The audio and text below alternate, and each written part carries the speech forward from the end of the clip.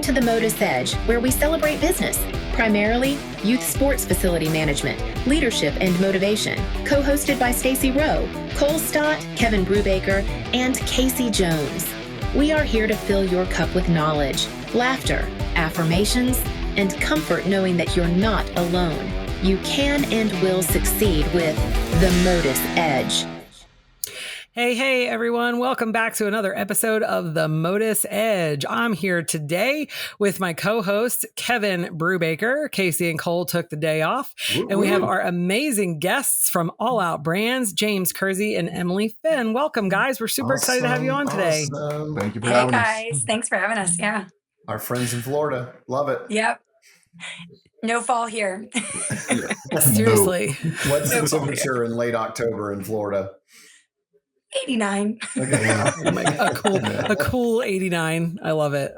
I couldn't imagine living in a place without all four seasons. I have to say, I don't know, like whether it's all cold all the time or hot all the time. I mean, even in New Jersey, it was cold a lot, but we still had four seasons, you know? Yeah. North Carolina, we had 4 seasons. Tennessee, we have 4 seasons. I don't know. What's it like at Christmas when it's like 80? I've gone to the beach quite a bit on Christmas Day. That is so bizarre to me. Yeah. Like, I can't imagine Christmas without snow. Our neighbors go swimming. Like, that's just what you do on Christmas. Like, we have summer and we have like spring where it's like cool in the morning and then summer the rest of the day. Like, those are our 2 seasons. Like, that's Have you guys always, are you both always from Florida, like lived in Florida your whole life? Yeah. From Florida. I've lived in Georgia and Louisiana, but. Okay. But you've lived mostly in Florida. So you guys kind of don't know any different, I guess, huh? Like Christmas is the beach for you. Hot, humid, all crazy. the time. That's crazy. We'll you guys get maybe 2 weeks occasionally every other year where it's cold, where it's like, you know, and it's cold is like long sleeve shirts and shorts, you know, like maybe cold, socks with your sandals. Like mid 50s or low 60s. Is that cold? Yeah. I think anything under 70 is cold. Like, I'm like, ooh, whip out the sweaters today, kids. Like, Oh, that's so funny. jean weather. I do like 4 seasons, but I grew up in Wyoming where it could snow 6 months out of the year. And it was when I remember being in middle school going, I just don't want to shovel snow anymore. So at least being in Charlotte, we get 4 seasons, but you know, when it snows in Charlotte, it's gone in 24 or 48 hours. And so it's so little.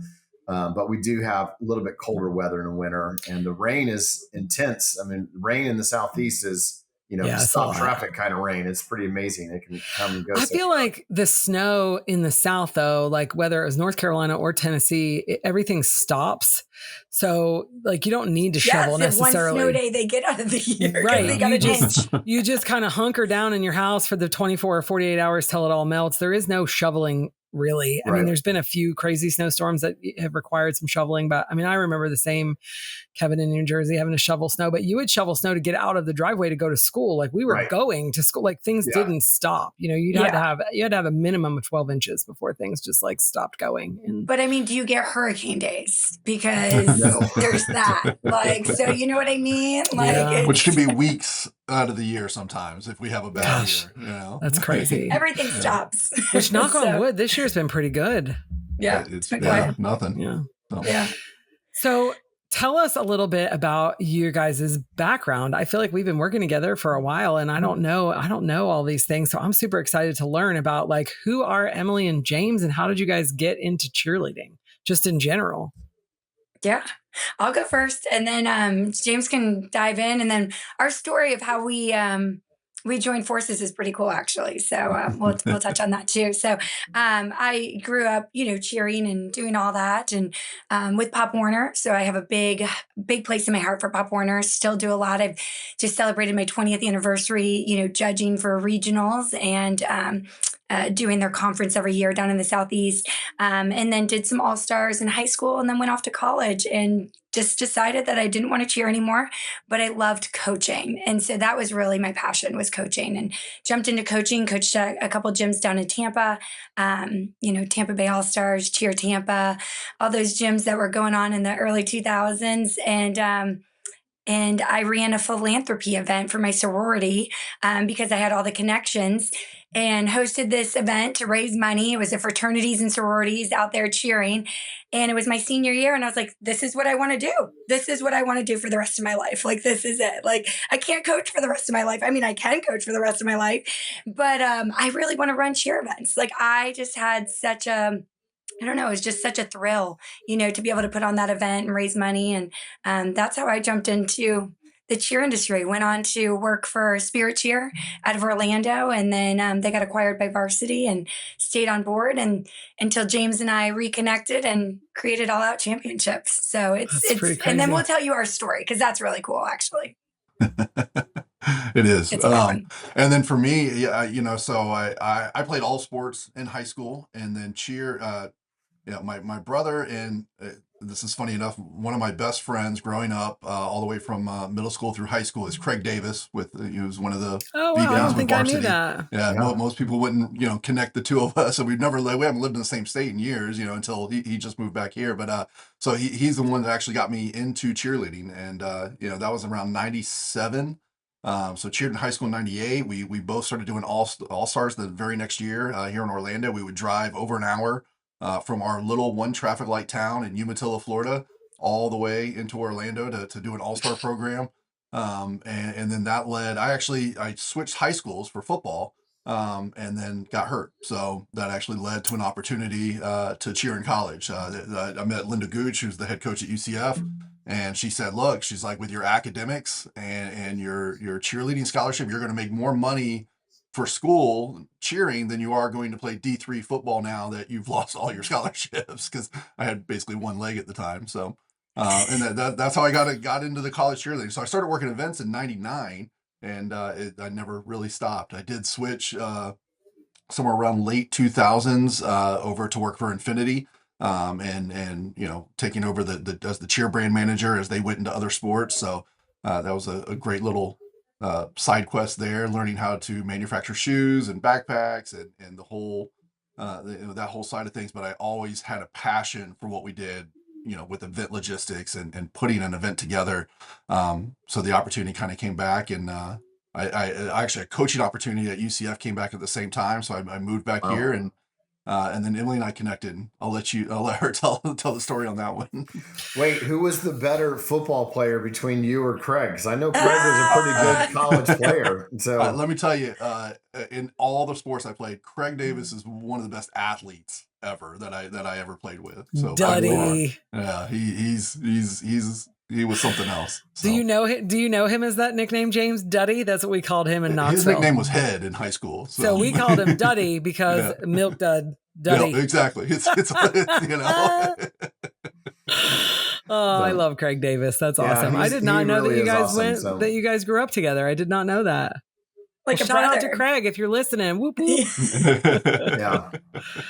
Yeah, Craig's one of the good ones in our sport. He was so great to work with. I can remember we competed at WSF with Charlotte All-Star teams forever ago, and Craig was so great with that company. And then we worked together with Varsity for years, and I mean, he's literally one of the good guys. So still is. I mean, so we're talking about a school with 400, 500, 600 people. I mean, his graduate. I remember he was in '99, so the class of '98 had 98 kids. Class of '99 had 99 kids.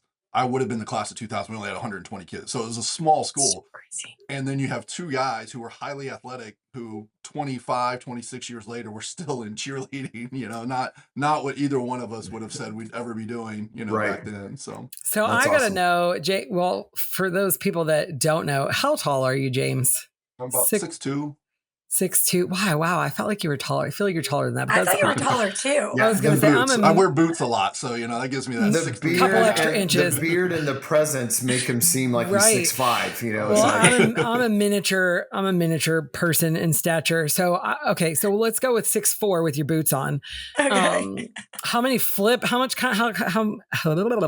try that again. How much flipping did you do? Did they try to flip you over?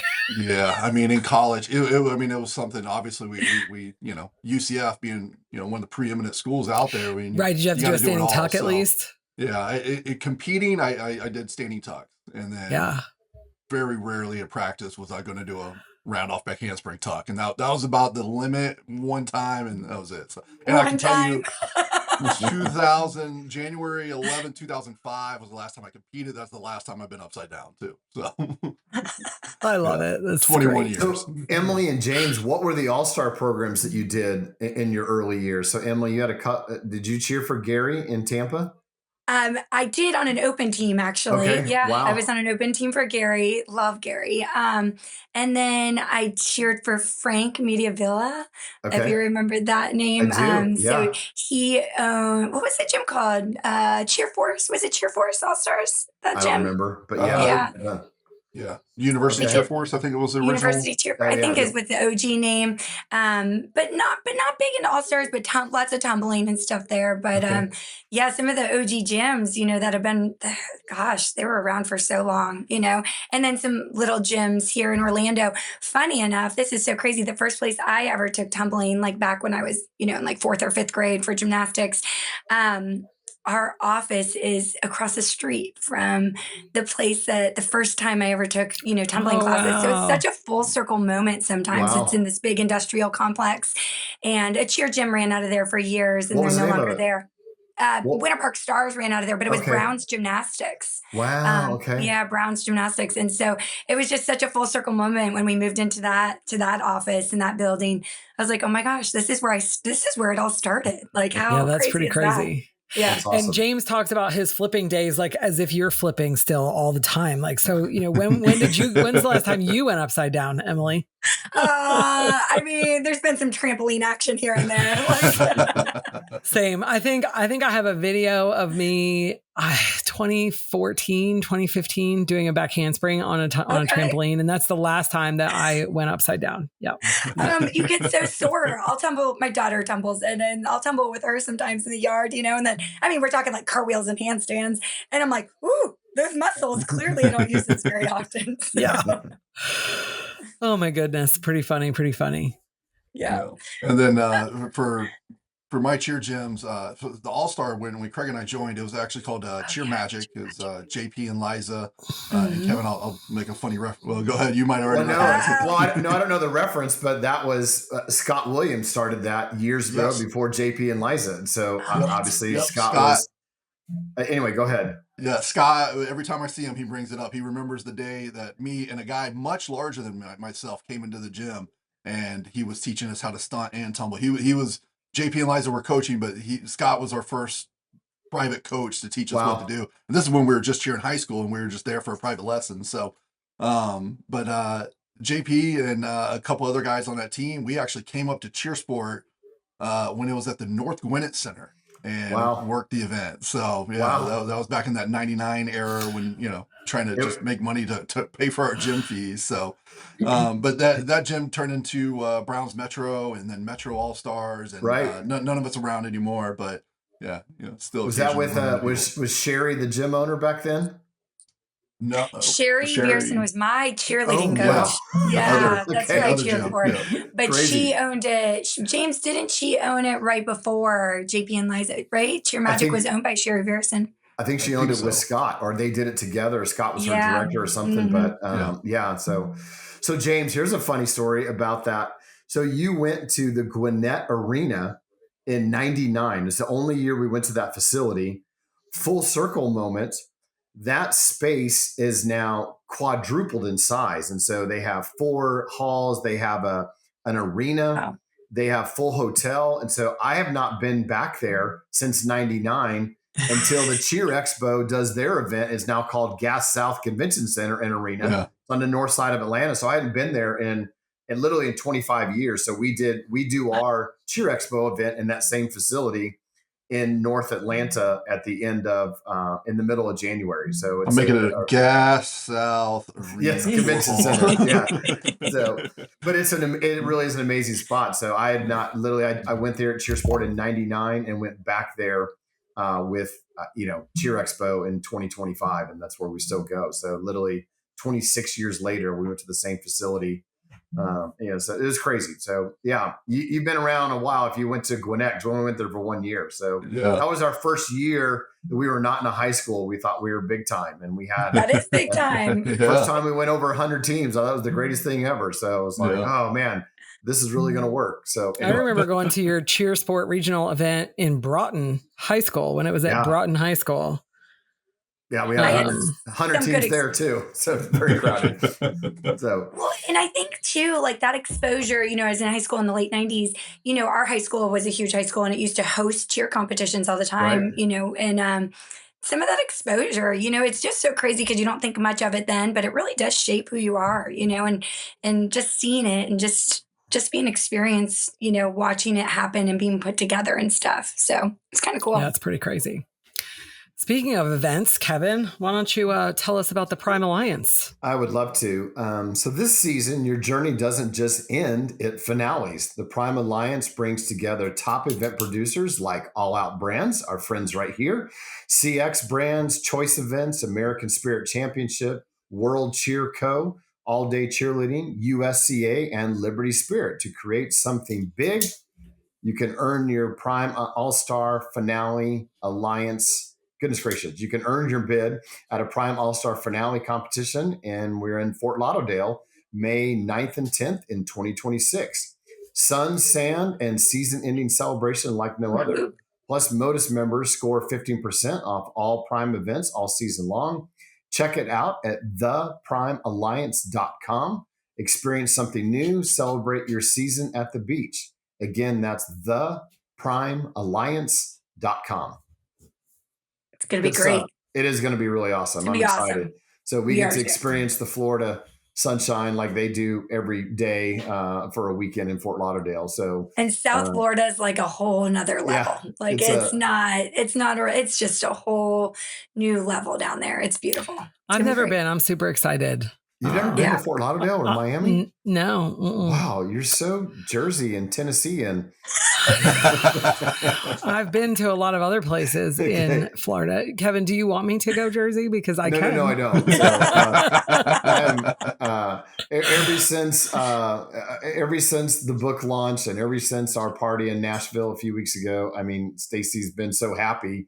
And we've tried really hard not to make her mad. So it's like, we want to keep it that way. Cole and Casey texted me this morning saying, hey, try not to make Stacy mad. We're all in a good place right now. So I'm doing my best. No pressure. So that's so not true. It is so much pressure sometimes. So you're so full of it, Kevin. Okay. We have Halloween coming up. And so y'all got big plans for the weekend, but I have a dad joke that's pretty awesome for Halloween. Are you ready? Wait, hold on, yes. Kevin. We're going to play the game. We're going to play the game with James and Emilee. We're going to see. Okay, so the goal is to I lose. So just so you know, like I lose every time, but we're going to try to keep a straight face through this whole process. Okay, so all right, here we go.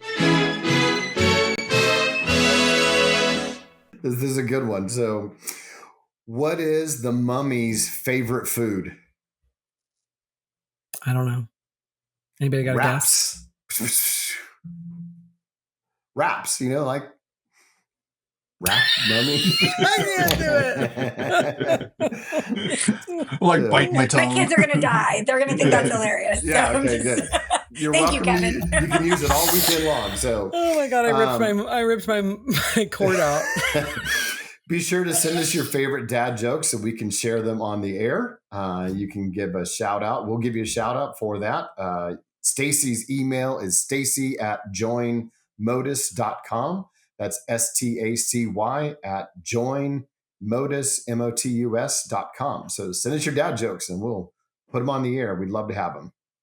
I think that's the longest I was able to go without laughing. Like I'm just so bad at it. Well, I thought it was funnier than that. And I was like, well, normally Stacy laughs at these, but then took a second. So I was really trying to hold it in. I was trying to win the game, but I couldn't help it. I couldn't keep it in any longer. I'm going to send you some jokes, Kevin. Okay. Please do. He needs some new material.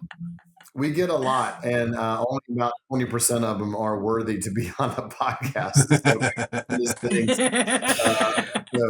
And Cole and Casey clean don't help dad jokes. Yeah, so I like the clean one. So Casey and I talk about all the time how our TikTok is like filled with dad jokes now because we do the podcast and we talk about dad jokes and we text about dad jokes. And so we're scrolling through TikTok and we see dad jokes on TikTok now. Oh yeah. Like you're a target. You're like the number one. Yeah. It's crazy how they're listening to everything that you're saying. Uh-huh. Now I know who to send them to when I come across them. Yeah. Yes. I love them. And that's all I'm going to see today. Thank I was you. going to say, and you too will have dad jokes in your TikTok. My favorite TikToks to watch are the animals. I love the like dog TikToks and the panda TikToks. They're so fun. I saw one the other day about it was like people are animals trying to do bad things to other animals, and there was this eagle that tried to capture this kitty cat in the backyard, and the goat protected the kitty cat, and the goat took out this bald eagle, and I was like, oh, that's the coolest thing I've ever seen. I was like, wow, you go, goat. And so it was pretty cool. So the goat and kitty cat were obviously friends and took out the eagle. I was like, oh, that was a pretty cool one. So that's like Nature Channel. Yeah. TikTok Nature Channel. Seriously. Okay. Well, all right. So on that note, so you guys have a pretty cool story about how you ended up together and how All Out Brands started. So tell us all about it. Yeah, I mean, it's cool. Here's the thing. I just think too, for all of us, right? And for everybody listening as well, it's like there's been moments in all of our lives and it's created this path. And during that moment, you don't think much of it, right? Like you're just going with it. But when you look back in hindsight and, being in this industry 20 plus years now, in the professional side, I look back and I'm like, look at all of those things that led us to this point where we're at right now. Right. It's right. Pretty cool. So, James, we both grew up, Umatilla is right outside of Orlando. I grew up in Orlando and I was coaching in Tampa and cheering on an open team and going to USF. And James is a brother of his. It was his family. James, just stop me if I'm wrong, but your family fostered children. And it was a brother of yours who was coaching in Tampa as well. And he's amazing. Loved him. And we coached together for a couple of years. And he's like, when I was getting ready to graduate college, he's like, listen, I really want you to meet this guy. He lives in Orlando. He does events. And so I went to Orlando with him and I met Mike Perry at that time. And he was producing, running Spirit Cheer and coaching at UCF. And then he's like, but you have to meet my brother too. And so James was there. And that was the first time James and I met. So that was in 2005. I got offered a job and took the job with Spirit Cheer. Wait, time out. Yeah. Are you telling me that you graduated college in like 2004, 2005? Is that what I'm hearing from this story? Why, Stacy? Don't make us go. No, I feel very old now. But that's okay. Go ahead. Continue. Go ahead and continue. We both did. James, you graduated in 04. You did? Oh my gosh. I feel so old. Oh. And I'm older than Stacy, so everyone's younger than me. So this is not the point.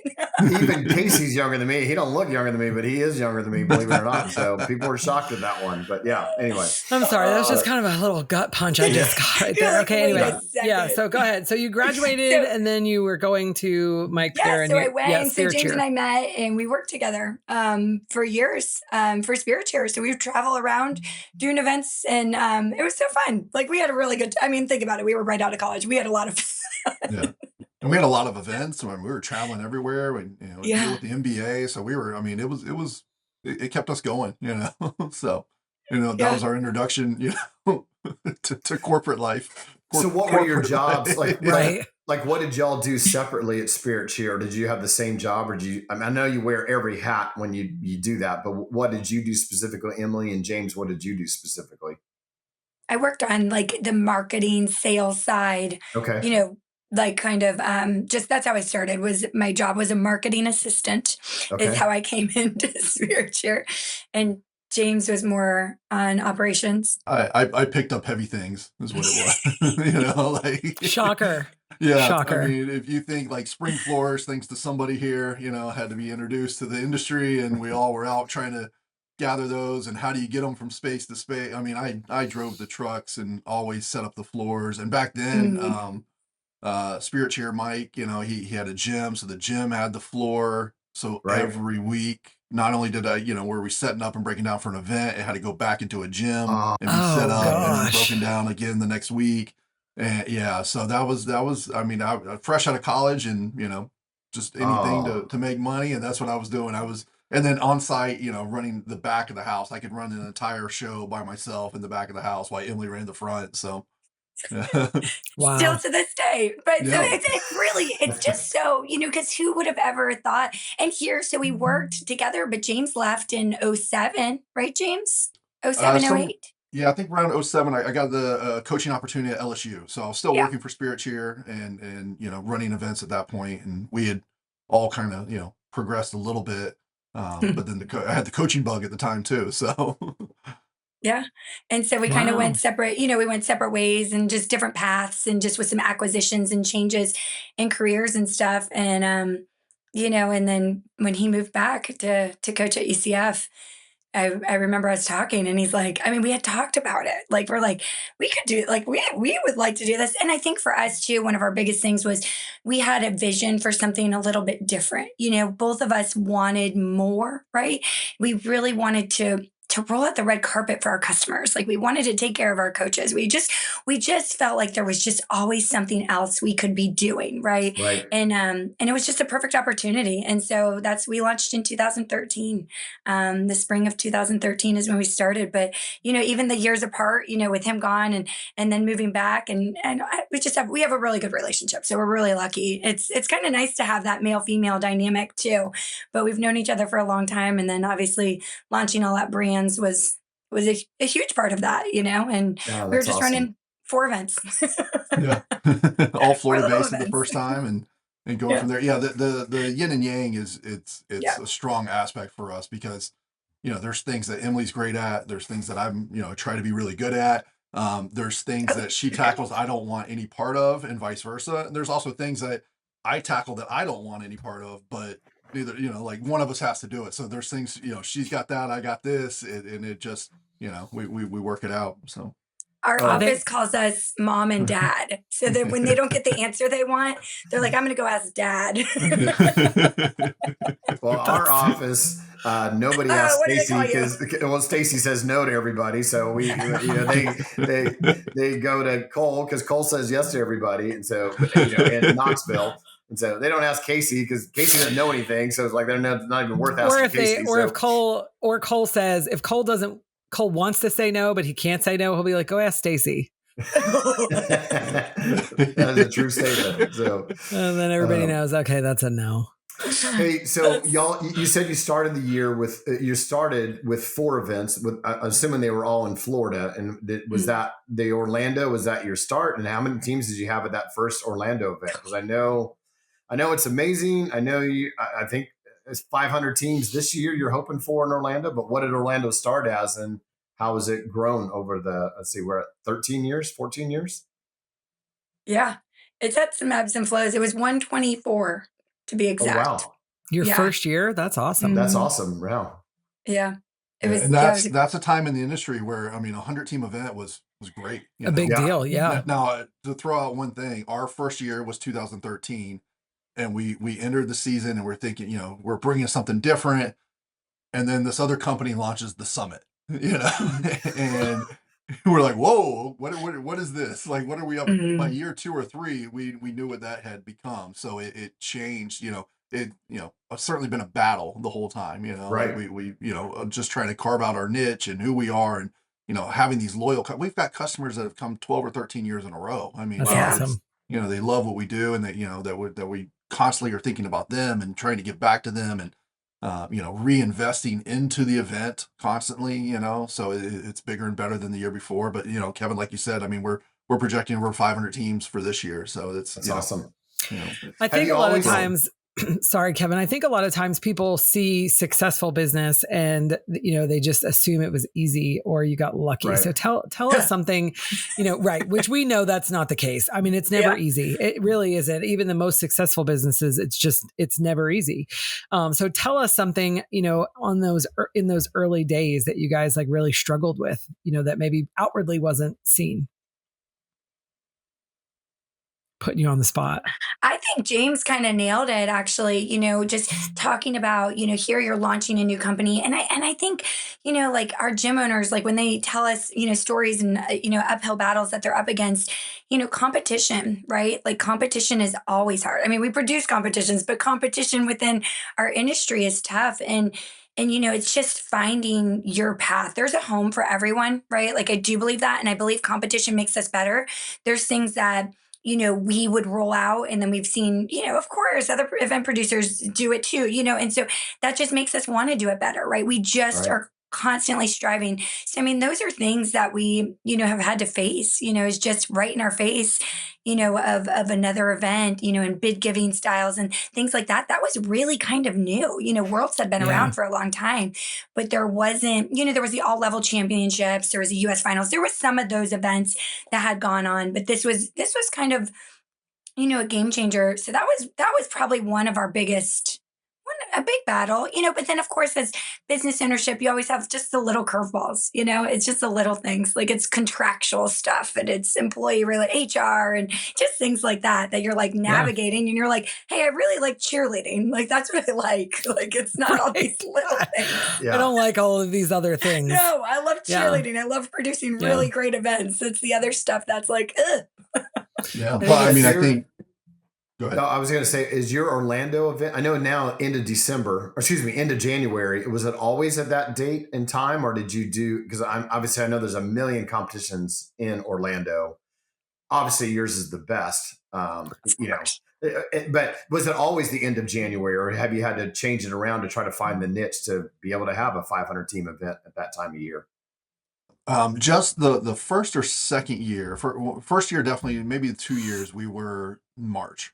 Okay. And then things kind of shifted in the industry and a date opened up and we moved to, it's late January, early February. So sometimes it's that first full weekend of February. Sometimes it's on a split weekend. Like this year it's January 30th through February 1st. So that tends to be, and it might shift again, a week or two, one way or the other.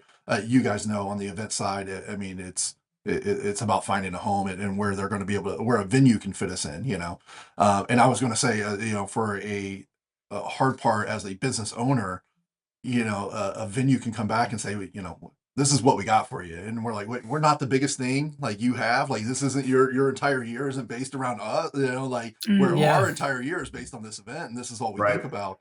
And then we're just not, on the table for some. Right. They're like, we can host your event at our venue in July. And you're like, cool, that doesn't work. Yep. We've gotten that answer, exactly. So. Yeah, so venues are tough. And I don't think a lot of gym owners and programs realize that, and securing the venues and just how much of an effort that is and getting the right dates and locations and all the things. I mean, it is a tough part of the business for sure. And it can make or break your year as an event producer. Yeah. Well, I'll brag for them. If you need an event, if you want to go to warm, sunny Florida at the end of January, their event is awesome. It's the best one in Florida, and it is a really good one to go to. So check out All Out Championships at the end of January. Where can people learn more about All Out Brands? Go to our website, All Out Brands. It's going to redirect you to All Out Championships or Next Level Nationals, which are two of our events. And we run 16 events between those two brands, which is really exciting. But check out alloutbrands.com is the easiest way to find us. Awesome. Very cool. I think that's easily spellable. I don't think we need to spell that for everyone. Even Kersey can spell that one. So I think so. Yeah, for sure. Well, if you are looking for the ultimate summer camp experience, CheerFest is the premier summer camp for athletes ages 7 to 17. Imagine 6 days of nonstop cheer, dance, tumbling, conditioning, and fun led by top instructors from across the country. And the best part, you'll leave with new skills, new friends, and memories that last a lifetime. Spots fill up fast, so register now at cheerfest.com. That's CheerFest.com. Don't just cheer this summer, cheer fest. Boom. You guys should come check out CheerFest one time. It's a lot of fun. I'd love to. Callie runs the camp and she does a phenomenal job. I mean, just a super, super excellent job. Well, it's not just Callie. Callie literally brings in the greatest staff ever. Well, she brings in people from, a dozen major gyms, and they literally, it really is awesome. And the camp's beautiful. It's on a lake. It's got, nice cabins and good cafeteria, and the facilities they have 2 different buildings for all things gymnastics, tumbling, cheerleading. It really is beautiful. It's a pretty amazing spot. So it's pretty fun. A sleepaway. Like they sleep there. Oh yeah. Yeah. They can house 300 kids a week. It's pretty amazing. So it's really nice. So they have, awesome. Camp, cabins and camp counselors, and, they do all the games and all the water sports and the campfires, and, it is a camp experience. It's pretty amazing. It's a lot of fun with a cheerleading and tumbling flair. So it's pretty awesome. So, might have to put that on the schedule. We've had our meetings there before. We've done meetings during the week. It's like, oh, let's go to Cheerfest. And do you have a cheerleader, Emilee? You do, right? I have a former competitive gymnast. Okay. And we all know what that usually leads. Right. Well, she should check out Cheerfest or Flip Fest, even as the gymnastics camp. It's just, it's super fun. So if you decide you want to do that, let me know. We'll hook you up. For sure. Yeah. Okay. So you guys may or may not know this about me, but I love Simon Sinek. I'm not sure if you're familiar with Simon. He's written some awesome books, and he's just a really great motivational / business speaker. So we always do a quote from him on the podcast, and then we kind of talk about it. So I'm going to read the quote, and then y'all can give me your thoughts on whether you like it, hate it, agree, disagree, how it hits you, whatever. So in all seriousness, wait, so do these run out? Because we've done this every week. No. I mean, how many? In all seriousness, he must have hundreds of these, because we've been doing this all year, and they still just keep coming. So I'm very impressed with how many quotes he has. So yeah, I don't know. I mean, maybe eventually they'll run out, and we'll have to switch to somebody else. I don't know, or we'll just repeat. But not today, Kevin. Not today. Yeah, no, I was just curious. I was like, every week, that's pretty awesome. So today is not that day. Okay. Okay. 100% of employees are people. 100% of customers are people. 100% of investors are people. If you don't understand people, you don't understand business. Oh, wow. It's a good one, that. Right? Yeah. Well, I'm a people guy, so I like people. I like relationships. I'm in sales, in case people didn't know. So I love that. So if you don't know people, I don't always like people, but I do. But we like you, Stacy. But I do agree with that sentiment, and that you really do need to understand people. I think one of the things, and I learned this from Simon actually early on. I started reading his books, years. Over, I don't know, probably, I think I picked up one of his first books in 2010. And I've read them all. Simon, if you're listening, I need a new one. Like, it's time to write and publish a new book. Anyway. But I think that, one of the things I learned from him was to kind of always ask why. And so one of his books is Start With Why, which has got nothing to do with people necessarily. It's just finding your why and making sure that you have a why behind your business, which I think is so important. We shouldn't be doing business for the sake of doing business. There's got to be a deeper purpose. And so, but because of that constant, like, asking why, there's another guy that I went to one of his lectures, and he was always talking about asking questions, like the answers are in the questions. And so I think when I think about people, and the way that people behave, or the way that they act, or the way that they interact, I'm constantly observing that and kind of asking myself, like, why is that person, why do they believe what they believe, or why did they say that? And I'm always trying to figure out, like, each individual person's why, so that I can understand them better as a human and connect with them. So I guess that's kind of what, I don't know. That's what that well, and I think quote that's a says good to me. Yeah, well, and that's a good point, because everybody has a different story, right? Like, everybody, so yeah, they had a bad day, right? Like, right. Like, let it go, and so just understanding that people have their ups and downs and good days and bad days, and their story, they had a crappy morning, and same with kids. I think parenting kind of changes some of that too, is like understanding that they're people. Like, if you ever thought you had control, there's no better way to lose it than have a child. I always say God gave me 3 because he was like, Emilee, you thought you had this figured out for a short amount of time. And he's Emilee's like, no, you never had this figured out. But the truth is like, I mean, there's just so many reasons, why.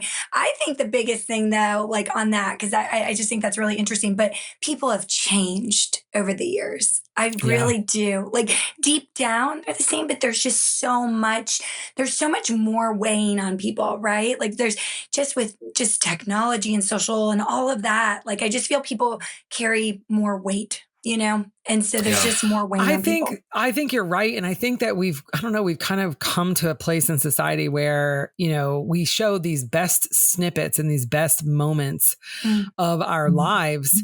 And that's not actual reality. And I think that people feel like they have to live up to those moments, in their lives. And I don't know, it's a quick snapshot, that we show people, and it's hard to live up to that. And so I agree with you. I think it does impact society that way. And I don't know. I think it's important to get to know the people that you're working with and what makes them tick. And everybody has different reasons for why they behave the way that they do. And if you can understand that, then you can help them be more successful. Like you can be more successful together because you can understand why they're behaving a certain way or why they're quick to answer a certain way, or, and just instead of just, oh, there she goes again. There Stacy goes again saying no. No, I'm just kidding. It's always saying no. Right. Kevin, work a little harder to get to know me better. No, I'm totally teasing. But I think, it's just, I don't know. I think it's important and people matter.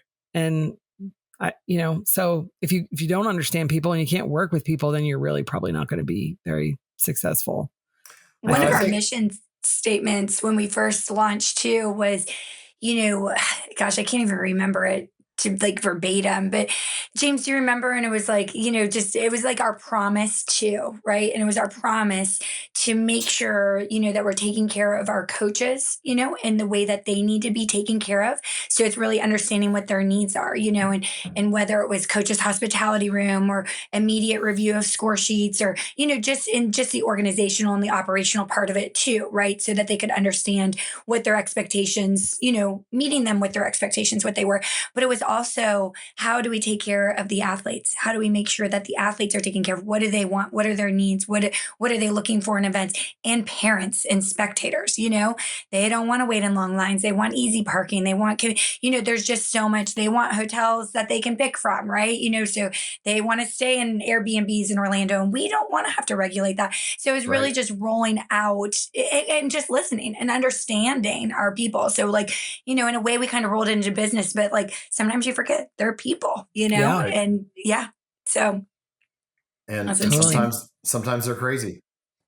Sometimes, kind of going off of what Emilee said there, and not to bring up an alcohol brand, but enjoy responsibly, be 21 and up, please. But Jack Daniels, to paraphrase their quote, it says, every day we make it, we're going to make it the best we can. And I think about that when I think, when we come into the office, when we're putting together events, when, every day we're focusing on these events, we're trying to make it the best we can for the athlete, for the parent, for the coach. So.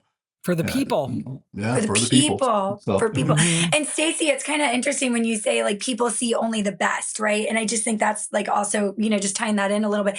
People, with social and stuff, they only see the best of it, right? They only see us making the best of it. Or they're like, well, I want to do that job. I want to produce cheerleading competition.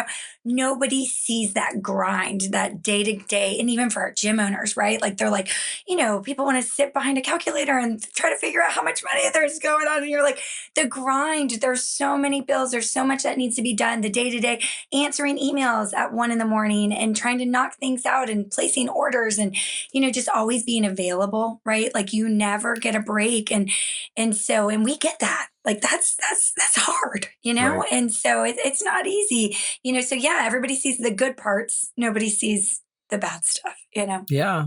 Yeah. Kevin, are you frozen? I think Kevin might have froze. He did freeze. Oh, he did freeze. He had something to say, too. Did you do that on purpose, Stacy? No. Maybe. No. You're like, he wanted to talk. Let me press my button. Oh, man. I don't know what happened. We lost Kevin to the abyss. So funny. Because I had to log in on Safari because my Chrome wasn't working, and now I've froze Kevin. It's all your fault. Oh, no. Technology. Right. Well, we'll move on to our question. We're just going to keep on trucking while Kevin's frozen.